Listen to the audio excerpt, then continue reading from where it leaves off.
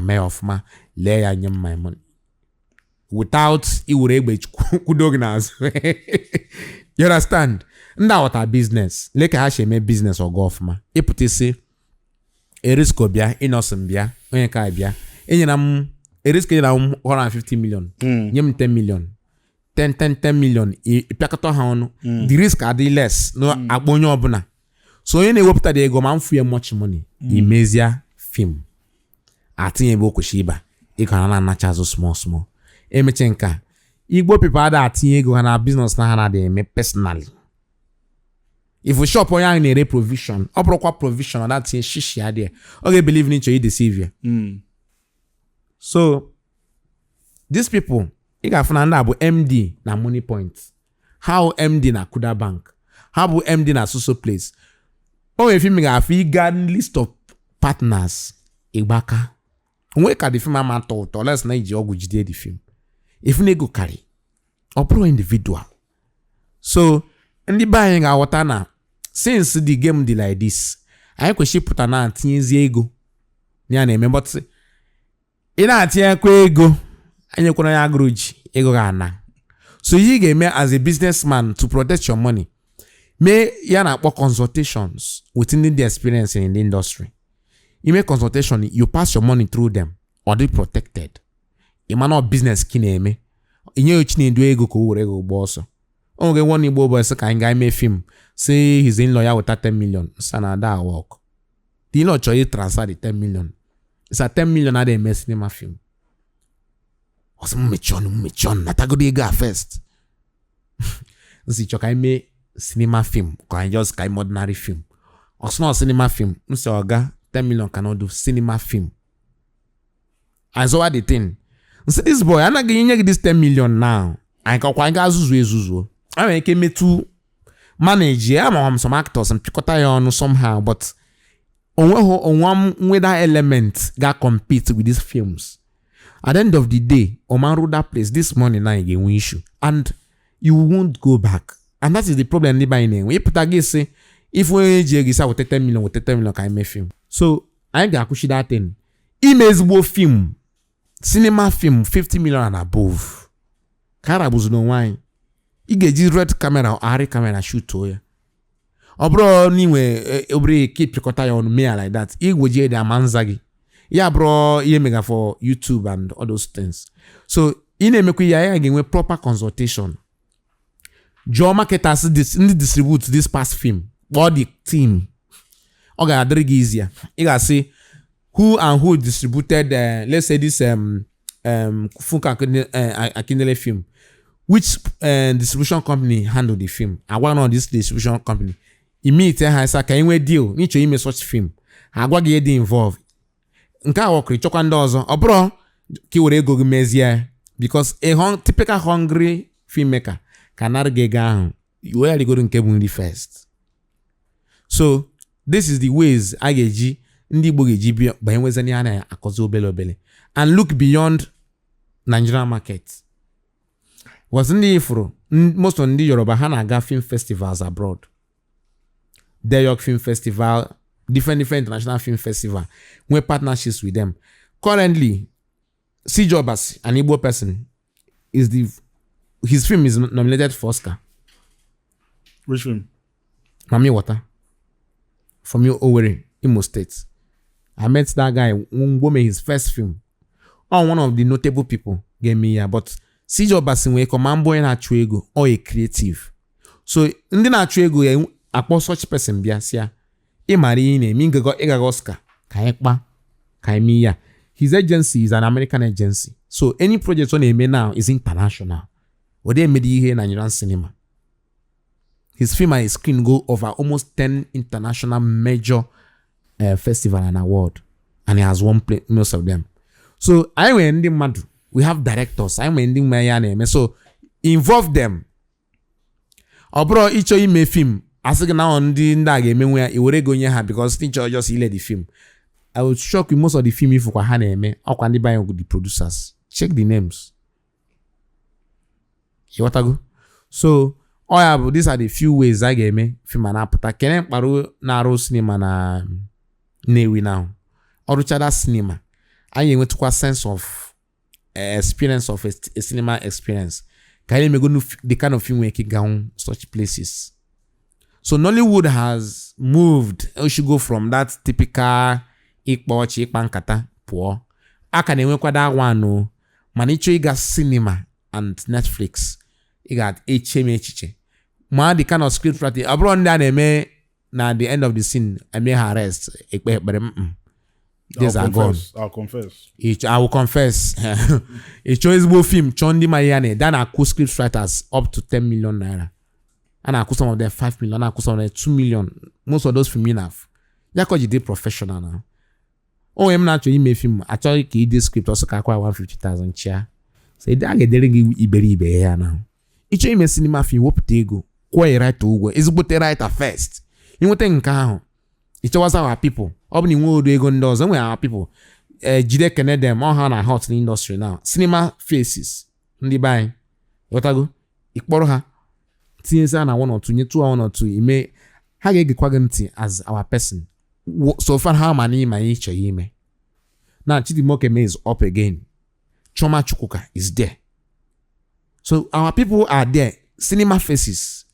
But you got me maybe before ha azago because when you allow kiro or rucha akopia. So that's what I want to talk about this whole general thing about the time address aka masị ka ikwuchalụ maka ala ewenyero na Nollywood says follows I can like you tell you about time address so ka mba na content.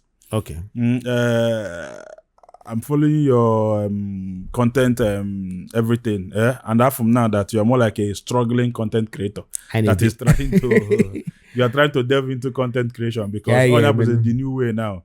Yes. Go on a little thing about your journey as somebody that is very very deep in filmmaking. Why you just struggle na content? I'm not quite say easy. Go on your experience in content and it transition to content at the quiz like that. Okay. Mana because you already film experience iji bia na content ahụ eji ogoyi because content bụ another industry ekwesị igwu agụ as film. So ọbụrụ industry ga-abata iwe pride bata ya nino into film gidi John dị nọ ebe a sense ya na-eme ka akọwalụ gị Imam na shoot for Just Too Funny. So most of the time shoot for Just Too Funny. Yeah, the videos say why? Editor like me in the industry boring. So what do you mean boring? Because a typical Nollywood actor editor will edit it sequence. Nka pace. He's talking about pace. He's talking about energy. He's talking about that's the kind of cuts that work as a content. So it'll take a while. The way to cut first before me I cut was anime because most of these music videos on amateur you know issue to see those things and what way small me podcast or some every space between my sentence cut it off so now yeah jump cut na film or some cut it off and cut it off and watch will make a sense. So it's a new place for me. I'm beginning to learn. Then when I start shooting, you shoot a master shot, medium shot. I'm name with 2 views. Or some use your phone. Phone me fear views abagote. Because I now understand I need on social media don't want to be conscious that watching a film. Sometimes they want it to be like as if it's realistic. So phone move like this, it looks more realistic than medium shot and master shot. So it's an industry that I'm still learning. But the thing is, the hardest part is to start. So when I started with my ginger and energy, you should to chat here. Now that one for views. And most of the people name of my industry now, I was part of that success story.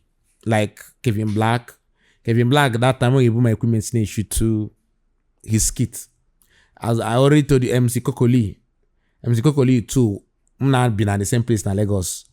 Because content I brought my team, I'm just behind my camera, say, go and shoot. Sometimes I will shoot for him and edit and give him to post. I was not interested because I brought my thing. He made skits then I made skits for a long time, but my skits was just for fun. I brought Ikpatego. So that's Onsuka bread with a trend. I was the one that created that trend on 2016. I did a skit that time when Mark Zuckerberg came to Nigeria.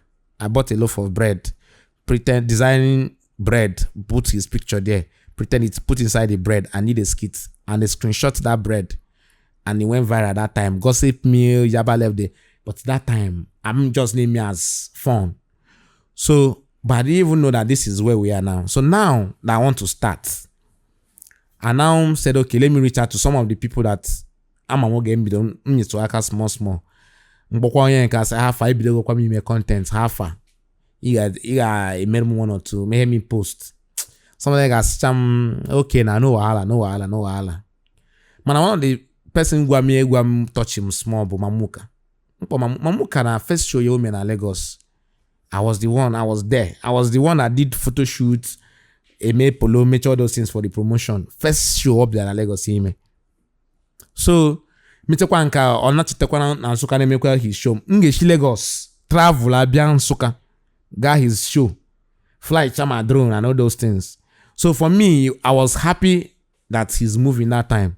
So now that bido late because I can't move go forward. I'm just starting. Awesome, na half and eventually grow my page. I don't do this one. Awesome. Yeah, menanga kugo. So awesome. Just like that. So okay, keko ga awesome na yenga kugo makana yeba ko shiri. Nanka. Echecho me, I didn't think deep. Ogo kuru that thing. Ncheche as na opronya. Perceive me and I'm they run things before matter come day like this. You understand? I what I'm not gonna go his platform. But overall the self is some you will not get post. So when you some na okay show me and ekege shimeka guide go 1 or 2 or some I can post it on my page or I can post it on my status. Support na support. You what I go anyhow intake be. So just go like that couple. Ngwa Kevin Black. Nsi Kevin Black you need to go yes. I recommend that my page. He recommended my page. Kokoli recommended my page. Few people recommended. Then my page abagote to an extent. Ameku nda ndi buying. Yotago. Ike Big Brother. I just met him after Big Brother show. Ike has followed me all the way to Nsukka to shoot with me. Onya bro onye our person. Do you understand? Mpo Ike Big Brother kwa me na me mention Abuja love in Abuja ya bia. Osum nya date no na bia. Anytime all the guys say I need your support. When I'm made that I'm shoot together things that time, but when that kind of rapport, when you reason now you with that rapport, like this my brothers, but he would turn up for me because of what? And I can't explain no, but the way they handled it, I felt somehow. So some of them somehow. When I post content like Kokoli, Kevin Black, your comedy, your skits is boring. Change this one and put this one. I say okay, at least now I focus 1 or 2. I just manage it like that. But when a clear plan on okay, make I help you like this on this stuff. But for me, I will go to post go na status. Then we go do followers small.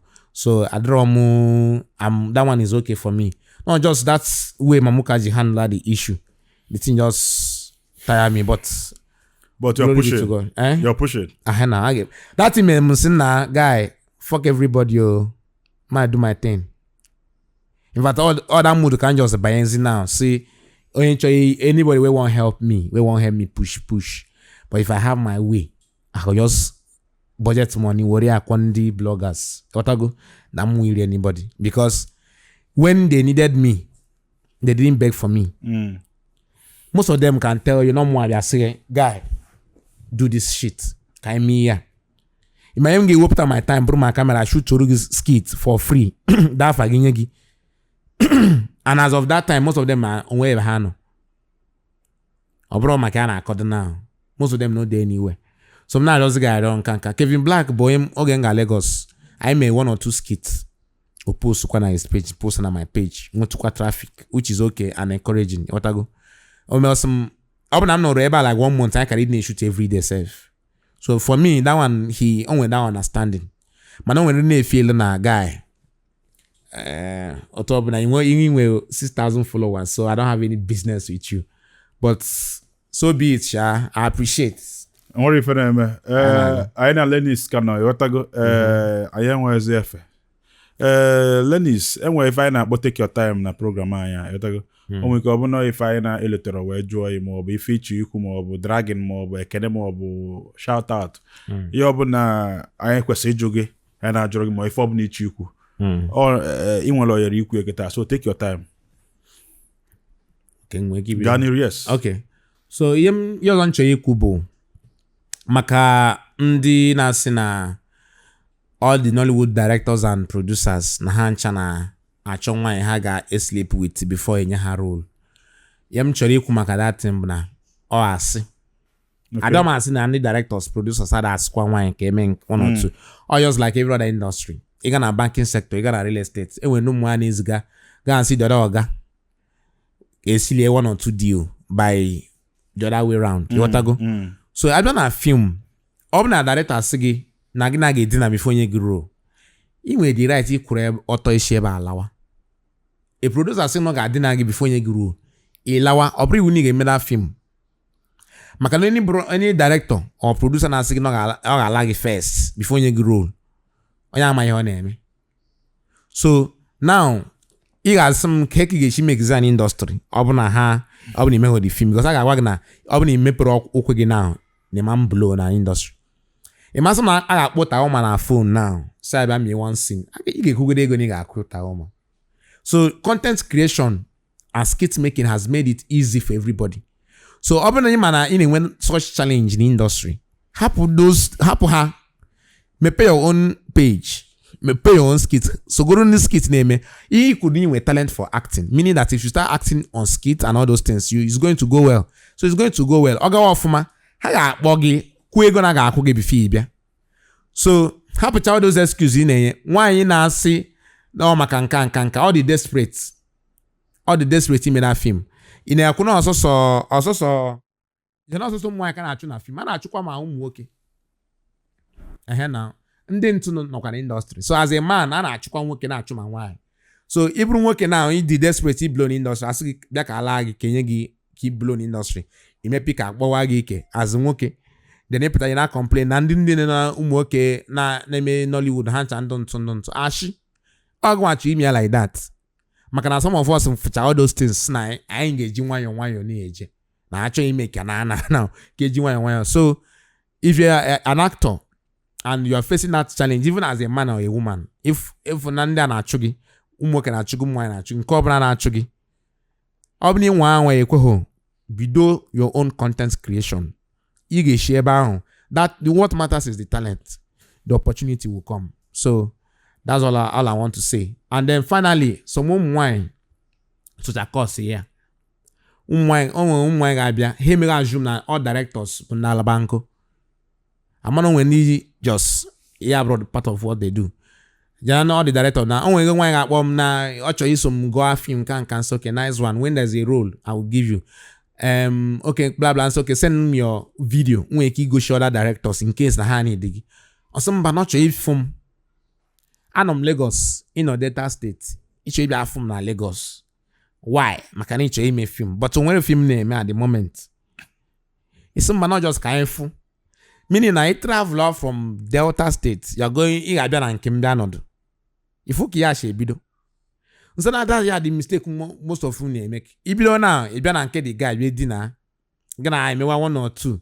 Or matches is not to get dinner before you grow. Only things they avoidable. Obro everything you worry keputa, kiwe with a row. Only most directors in Megia in industry. Eputa, as now this guy play this role, the girl my honey. Enya role maka ọ na-anye ha ike. Is onye nwe action. Asu oyibo suju oge osigi e ana akọba the thing. And most of the time you got set you got fear na. Ọ bụ na ya na producer na akpa na akụ. Ati ya na the film. As came away one or two. Oya kan jigwa na most of this Adama so are all those things. So one that film okay maybe go to the film to start with. Film director or producer na akụ nwanyị ana-eme Iman authority what the acting oge me na the film. You obu onye o make you were there. Meaning that the film, the acting will command good.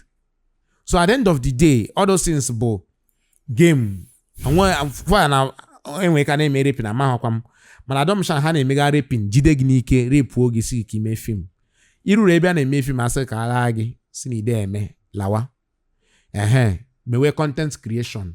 na tag ndị ọzọ ka enyere gị aka ishe ị ga-eme ike ya ghọtago so respect actors nwere ụmụ nwaanyị actors female actors nwere respect unu echezi na ụmụ nwaanyị actors ashawo ashi ha nwere respect enwe ndị nwere respect ma ihe ha na-eme ọ bụrụ ọsọsọ maka na ha na-edị na nwoke ka ha ji bụ ihe ha bụ today ọ maka talent ha nwe all your discipline so that's all I want to say. Before I mechie Mike enwe ike nye gbam obele shout out nye gbam anyị obele shout out just give us a shout out. Ndị nwe m na ndị nwe anọ m na gbam ghọtago so na-ekiri gbam ị na-arahụ ụra na-ekiri gbam ị na-aga njem na-ekiri gbam mmadụ si ike ka imesi agbam ghọtago ọgazie ọgụ ka ọra m n'ọnụ afa m ka bodogu bụ kọrọ n'ụbọchị ọzọ ngwa na kọmesịanụ peace.